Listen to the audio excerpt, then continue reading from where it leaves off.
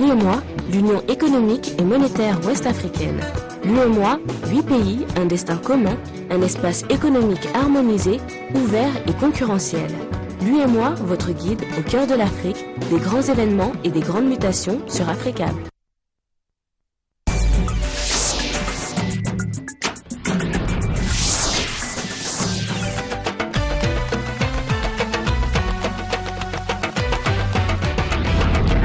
Nouvelle édition sur Africable Télévision. Bienvenue, bonsoir à tous. Voici les titres de ce journal. Fin de la prise d'otages à Agadez au Niger. Les forces spéciales françaises sont intervenues tôt ce matin sur le site à la demande du président nigérien Mahamadou Issoufou. Des islamistes ont été tués au cours de l'opération. Et c'est dans ce contexte que l'Union africaine s'apprête à célébrer demain son 50e anniversaire à Addis Abeba en Éthiopie. Au menu de discussion, les attentats au Niger bien sûr, mais aussi la question de l'envoi ou non des troupes africaines au Mali. Enfin, la Confédération syndicale du Gabon prête main forte aux licenciés de l'Artel. Elle dénonce la violation des procédures de licenciement et appelle à l'indulgence du gouvernement gabonais. Voilà pour le sommaire. Les forces spéciales françaises sont donc intervenues tôt ce matin sur le site d'Agadez au Niger pour déloger les djihadistes et mettre fin à la prise d'otages. Et c'est là la demande du président nigérien Mahamadou Issoufou. Des islamistes ont été tués au cours de l'assaut. Très peu d'éléments filtrent sur le déroulé des opérations. Les forces françaises et nigériennes ont donné l'assaut à Agadez dans le camp militaire. Elles ont mis fin à la prise d'otages tuant au moins 2 terroristes. Pour autant, la France se défend d'intervenir au Niger comme elle l'a fait au Mali. Le combat que nous engageons contre le terrorisme est un combat dans lequel tous les pays doivent à un moment ou à un autre être partie prenante. La veille, jeudi, un attentat suicide faisait ici une 20aine de morts. Dans le même temps, le site d'uranium du groupe nucléaire français Areva, à Arlit, était attaqué. Une 60aine de personnes blessées. Des attaques revendiquées par les signataires par le sang, dont le chef n'est autre que Mokhtar Belmokhtar, dit le Borgne, un djihadiste algérien, ancien dirigeant d'AQMI. Ce sont les premières attaques du genre au Niger, et pourtant pas une surprise pour certains experts de la région. Cette attaque était hautement prévisible. Le fait justement qu'on retrouve la trace de Mokhtar Belmokhtar aujourd'hui corrobore quelque part tout ce qu'on a pu voir durant les mois précédents, à savoir un départ, un exode massif des djihadistes du Mali qui ont été, c'est vrai, chassés par Serval. C'était Mokhtar Belmokhtar qui avait organisé l'attaque et la prise d'otages massive sur le site gazier d'In Amenas en janvier dernier en Algérie. Depuis, l'homme avait été donné pour mort par le Tchad. La France, elle, n'avait jamais confirmé cette information. Mokhtar Belmokhtar a menacé de frapper de nouveau le Niger, mais aussi tous les pays engagés au Mali, dont la France. Là, ça porte la marque d'un vrai stratège. Alors en effet, avec un homme comme Mokhtar Belmokhtar, avec le chaudron actuel du Sahel, oui, il y a un risque qui augmente pour la France. Ces attaques au Niger ont été menées conjointement par les signataires par le sang et le Moudjahou, un groupe islamiste qui occupait le nord du Mali en 2012 avant l'intervention française. L'impressionnant dispositif de sécurité en place depuis des mois sur le site d'Areva au Niger n'aura pas empêché les djihadistes d'entrer en action. On vient donc de l'apprendre, le président nigérien Mahamadou Issoufou a décrété 3 jours de deuil national suite à ces attaques terroristes ayant causé la mort de plusieurs civils et militaires à Arlit et à Agadez jeudi. Et c'est dans ce contexte de crise que l'Union africaine s'apprête à célébrer demain le 50e anniversaire de sa création à Addis Abeba en Éthiopie, les attentats au Niger, mais aussi la question de l'envoi ou non des forces africaines au Mali seront au cœur des discussions demain. Gao, au Mali, il y a quelques semaines. Échange de tirs de l'armée malienne contre les djihadistes en plein cœur de ville. Une armée presque esseulée, inexpérimentée, mais soutenue par le contingent français, venu lui prêter main forte pour faire fuir les islamistes. L'Union africaine discute alors beaucoup pour savoir quelle position adopter, envoi ou non d'une force africaine commune. Finalement, plusieurs pays agiront en ordre dispersé. Tout le monde dit « Oh, c'est terrible, nous devons faire quelque chose, nous ferons quelque chose dans environ 8 mois ».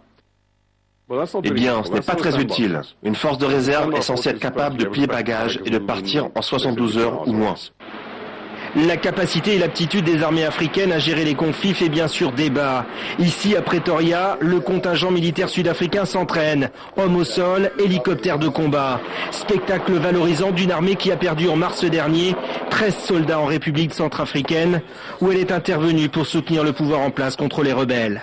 Jacob Zuma, le président sud-africain, a depuis appelé à la mise en place d'une force africaine face à l'insécurité croissante du continent. Une idée qui fait chemin à l'Union africaine.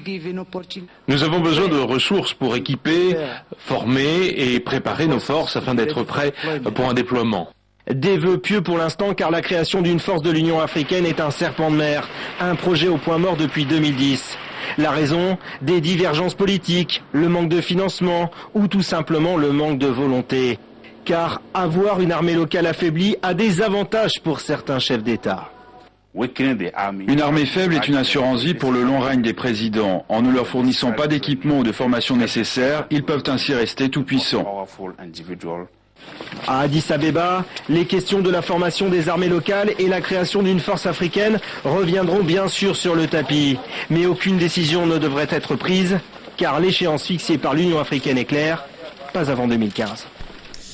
Le terrorisme, il en est également question en Afghanistan avec cette démonstration des forces des talibans au cœur de Kaboul, la capitale afghane. Les insurgés ont donc fait exploser une voiture piégée avant de se retrancher armes à la main dans un bâtiment administratif. Des coups de feu retentissent dans le centre de la capitale afghane.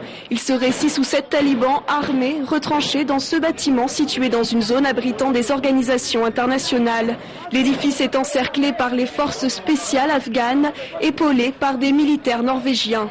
Tout a commencé ce vendredi en fin d'après-midi. Une voiture piégée a explosé au cours d'un attentat suicide, suivi de plusieurs autres explosions.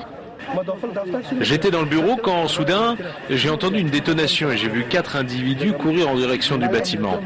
Les forces de sécurité couraient vers l'autre côté pour trouver d'autres assaillants.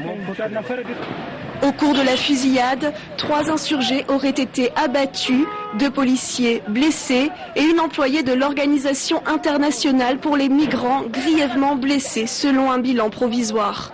Les talibans ont revendiqué une attaque coordonnée. La police pense qu'ils visaient les bureaux de la force afghane de protection publique, l'ambassade des Pays-Bas et certaines organisations de l'ONU. Tous les étrangers auraient été évacués de la zone des tirs, mais à l'heure qu'il est, l'opération est toujours en cours et de la fumée s'échappe encore de ce bâtiment. Depuis le début du mois, les talibans multiplient les attaques meurtrières en Afghanistan. Celle-ci est sans précédent depuis 1 an.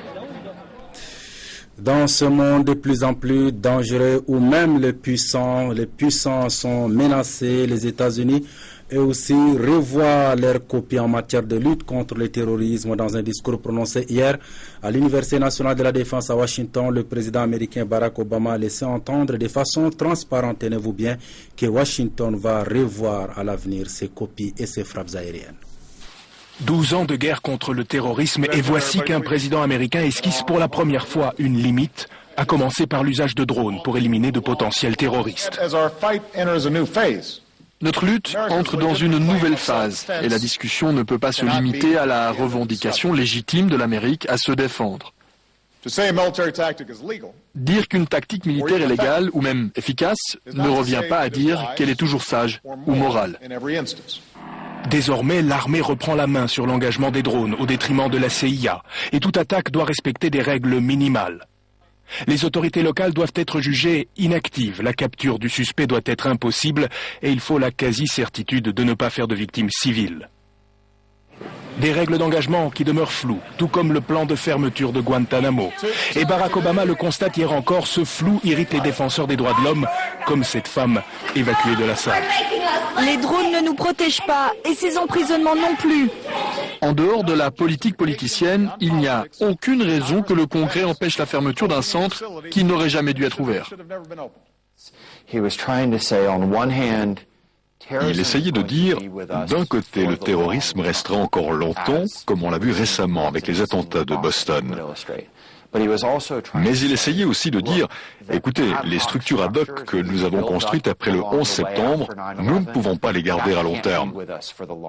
Un exercice d'auto-limitation, une première pour un président américain en 12 ans, mais un exercice qui doit encore se traduire dans les faits. La protection des couches vulnérables dans un contexte de conflit était au cœur d'une formation à Ségou au Mali. On va y revenir bien sûr tout à l'heure, mais avant, voyons ce qui fait le reste de l'actualité en bref et en images dans cette compilation signée Aminata Mariko. À Madagascar, les forces de l'ordre demandent un report de l'élection présidentielle d'un mois pour pouvoir poursuivre les consultations qu'elles ont commencées. Des consultations menées avec deux autres entités, le Conseil de la réconciliation malgache et le Comité de suivi et de contrôle de l'application de la feuille de route. Une nouvelle médiation en quelque sorte pour tenter de débloquer la situation à 2 mois du scrutin du 24 juillet. Tunisie, le chef du gouvernement Ali Larayed a tenu une conférence de presse ce jeudi, sa première depuis son accession à ce poste en mars 2013.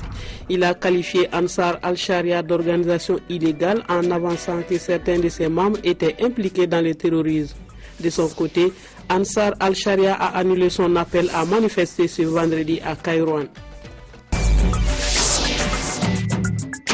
Au Gabon, le feuilleton des 2500 élèves interdits de passer le bac pour avoir, selon le gouvernement, falsifié les bulletins et leurs actes de naissance au moment de leur inscription en terminale se poursuit.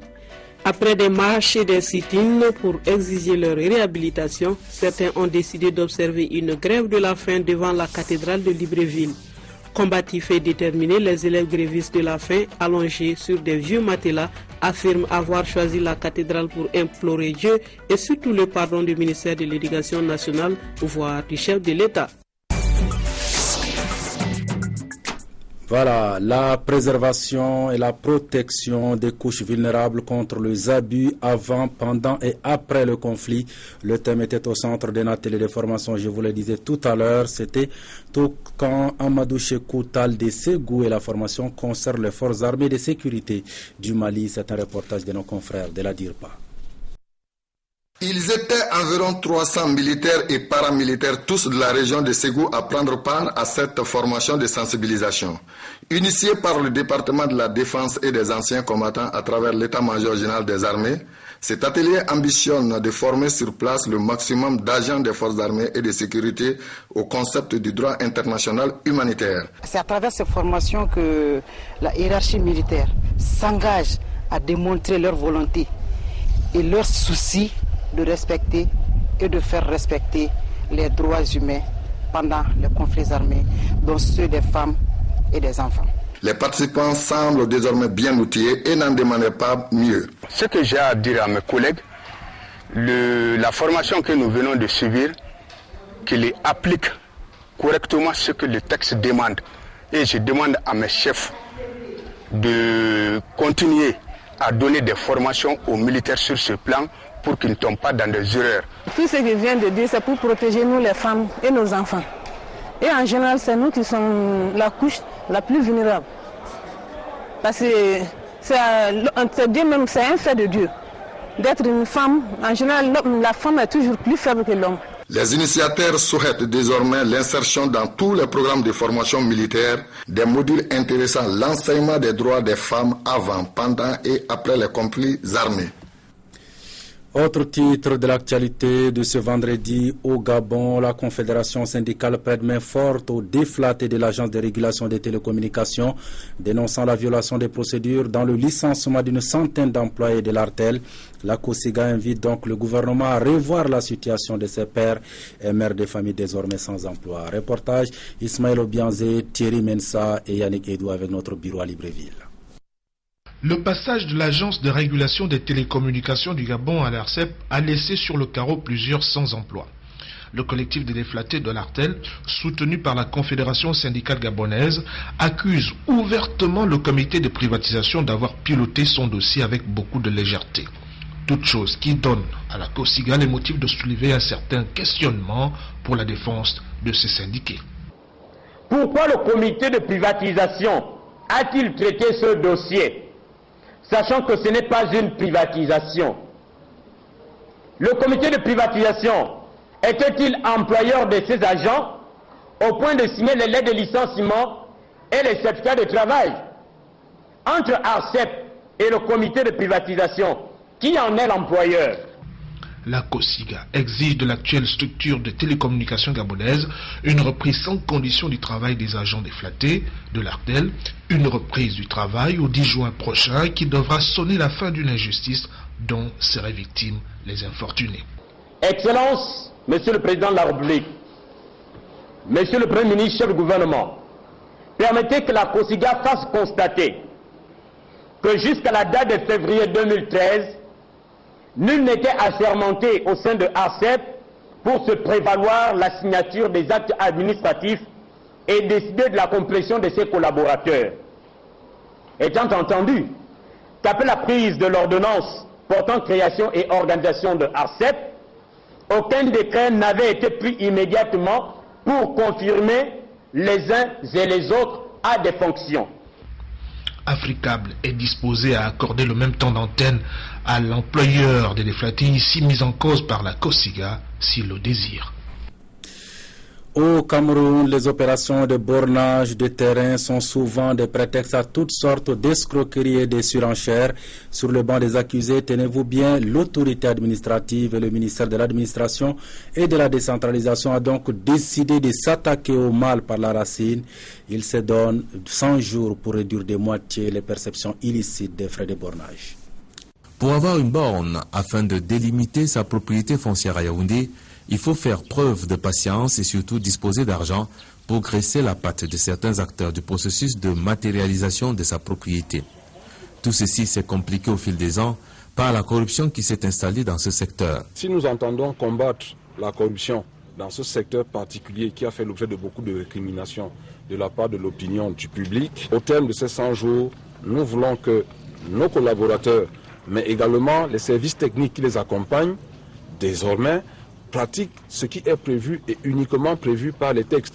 Donc, la pratique de la demande de fonds qui ne sont prévus par aucune réglementation est évidemment prohibée et proscrite. Il s'agira au cours de ces 100 jours de sensibiliser les usagers sur la procédure et leurs droits. Il faudra aussi renforcer la communication et le débat autour de la problématique du bornage des terrains. Les contrôles seront multipliés avec des sanctions au bout. Les sanctions seront positives et également répressive. Quand c'est bon, on dit que c'est bon, mais quand ce sera mal fait, les contrevenants seront sanctionnés durement pour que cela fasse tache d'huile et que donc, progressivement, à terme, ces initiatives étant menées dans différents départements ministériels, que le phénomène, le cancer social décrit par le chef de l'État puisse, à défaut de s'éradiquer, s'estomper progressivement. Le programme actuel cible les 7 arrondissements de Yaoundé. Il sera étendu dans toutes les 10 régions du Cameroun. Les résultats de cette démarche sont attendus dans les prochains mois. En bref encore, sachez que le salon de l'énergie des mines de carrière, le SEMICA, s'est ouvert hier à Ouagadougou, Burkina Faso. Cette deuxième édition a pour thème l'harmonisation de la réglementation minière dans l'espace UEMOA.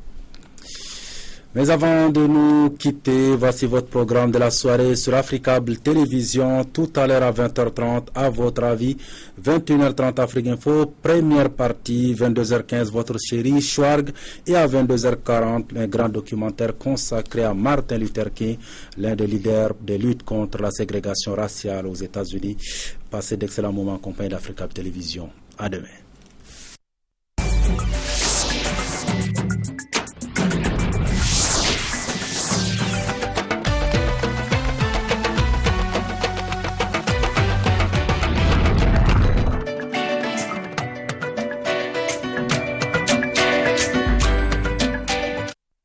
L'UEMOA, l'Union économique et monétaire ouest-africaine. L'UEMOA, 8 pays, un destin commun, un espace économique harmonisé, ouvert et concurrentiel. L'UEMOA, votre guide au cœur de l'Afrique, des grands événements et des grandes mutations sur Afrique.